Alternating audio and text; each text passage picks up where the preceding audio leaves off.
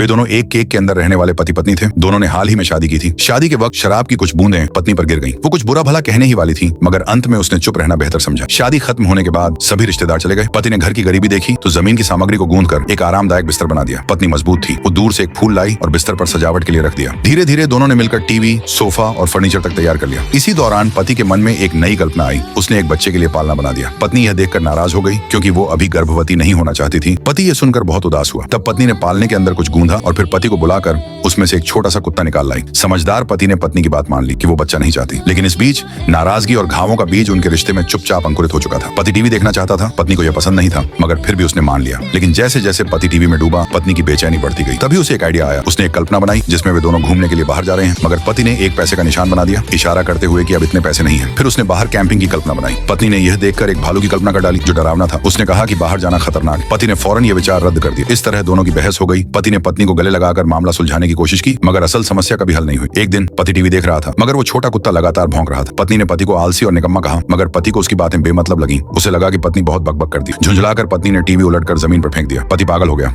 उसने एक लात मारकर उस छोटे कुत्ते को खत्म कर दिया। अब पत्नी पूरी तरह टूट चुकी थी। पति उसे मनाने गया। उसने क्रीम से उसकी छाती के दाग को ढक दिया। पत्नी भावुक हो गई, मगर ठीक जब सब ठीक होने ही वाला था, पति फिर से पागलपन करने लगा। उसने पत्नी की छाती पर क्रीम लगाकर फिर से नकली सीना बनाने की कोशिश की। पत्नी को यह बहुत बुरा लगा। वो पहले ही अपने मोटे पेट से परेशान थी, अब पति फिर कह रहा था कि वो अभी भी ठीक नहीं है। पत्नी का गुस्सा भड़क उठा। उसने पति पर हमला करना शुरू कर दिया। अब उनकी नफरत पूरी तरह उफान पर थी। इस भीषण लड़ाई के बाद केक का डिब्बा खोला, मगर अंदर तो सब कुछ बर्बाद हो चुका था। वे दोनों जैसे ही जाम उठाने लगे, अचानक शराब की कुछ बूंदें पत्नी के कपड़े पर गिर गईं। अब सवाल उठता है, क्या उनका अंजाम भी केक पति पत्नी जैसा ही होगा?